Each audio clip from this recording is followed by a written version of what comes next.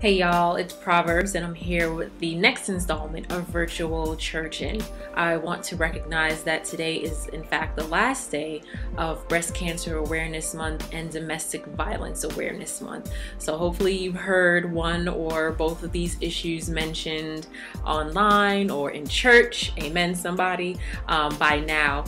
Been reading Sim Church by Douglas Estes, and this week's reading was all about avatars. And I think about, specifically when it comes to domestic violence, the avatars that we encountered because of these issues. If you know someone who's been abused, or if you yourself have been abused by a partner, you know how hard it can be, how degrading, shameful, secretive, manipulative, everything that situation is. I myself have survived an incident of domestic violence. When I was 21 years old, my boyfriend of 2 years grabbed me by my neck and threw me up against a New York City subway wall, and he choked me. And I just had to get out of there, and I thank God that I did, but I know that not everyone is as fortunate as I am. While I left him standing there screaming my name, you know, I walked away with all the money and the Metro cards, and he didn't have any way of getting home. And I know that it's difficult to talk about these things. After all, the Catholic Church has a hold on new media in terms of engaging seekers and believers, but we also know that the Catholic Church has been dealing with literally thousands of allegations regarding sex abuse. Somewhere around $2 billion have been paid out in settlements. So I think it's interesting that this institution that can tout using new media in new and innovative ways is not using it to expose an evil that is clearly prominent in the church and in our society at large. I mean, 1 out of 4 women is going to be sexually assaulted in her lifetime. 1 out of 6 boys. Every 2 minutes, someone is sexually assaulted. So by the end of this video, 4 people would have been assaulted. These aren't just women's issues, they're humanity's issues. And so the statistics don't lie, especially since most Christian churches are made up of women. I know in historically Black faith traditions, most congregations are 85% women. So if we're not talking about issues of abuse, we are performing a disservice to those that we are called to serve. I know firsthand what it is to grow up in church and be abused. I am also a thriver, not a survivor, because surviving is to merely exist in my opinion, but to thrive is to flourish despite the circumstances that you find yourself in. So I am actually a thriver of childhood sexual abuse. I was molested for 5 years by a family member growing up, and I was in church serving, and it wasn't until I was a teenager that I told someone, blurted it out to a boyfriend during a drunken stupor. It was the same boyfriend that choked me out in the subway. Imagine that. The person who hurt you also being the key to your liberation. It's real. I think naming something takes the power away from it. So what I would love is to hear more stories, more testimonies, create spaces of healing for people to come forward so that they can share these things. And I don't think that there's any hurt or abuse or scandal that is too big for God.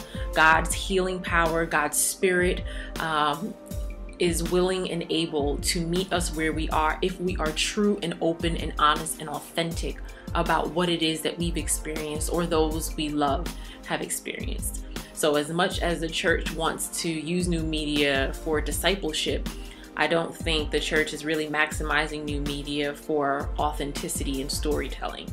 And this is where I believe the power lies, because if we're going to engage seekers and believers alike, we have to engage them as individuals. And when we do that, we have to hear stories of faith, stories of falling, stories of redemption. And so especially since this week's reading was focused on avatars being graphical images that represent a person, I wondered about not just the Abbies, short for avatar, not just the Abbies that we see on Facebook, you know, the graduation photo or the birthday party picture, but avatars that are walking around in real life, avatars that are present in our classrooms, in our workplaces, and especially in our churches. Oftentimes people feel like they need to get their lives together before they come to church. Folks who are church goers tend to put this picture perfect image forward.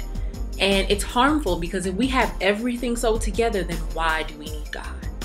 It's just something to think about. So for those who were abused, who grew up in church and never felt like you had a space for that, I think the virtual church is a great place for you, especially if you don't feel that you have physical community with whom you can share these painful secrets with, and they are secrets and that don't have to remain secrets. I invite you to leave your story here. It could be at the bottom of the screen. You can create a new account so that nobody knows who you are. You can put your name and be as anonymous or as known as you want to be. It's all about what you want in your agency and your autonomy and your power. And so leave a response video, leave a comment below. Feel free to share your experiences, whether you personally suffered abuse or someone you know has, or you just really have a heart and care about this issue. It's time that we take the power away from this secret that is running rampant in our churches and in our society. There have been Christian leaders who are well known who would condemn homosexuality only to find out later that they were involved in homosexual behavior themselves. So there has to be an eradication of the hypocrisy, of the silencing, of the oppression, because that's straight up what it is, y'all. It is oppression when you cannot bring the fullness of who you are to the house of God or to worship or to any space. We are created in the image and likeness of God, and where the Spirit of the Lord is, there is liberty. So because I'm created in God's image, I have a right to be free, and you do too. So I hope that you will put aside the avatar and bring the fullness of who you are to every space that you inhabit. I hope this was helpful. Be safe trick-or-treating and doing all of those things. And the holiday season is upon us, so please remain prayerful for those who might find this time of year a bit difficult. And always remember that your truth is important and it matters and it's welcome. Thanks so much for watching. Keep praying and keep tweeting.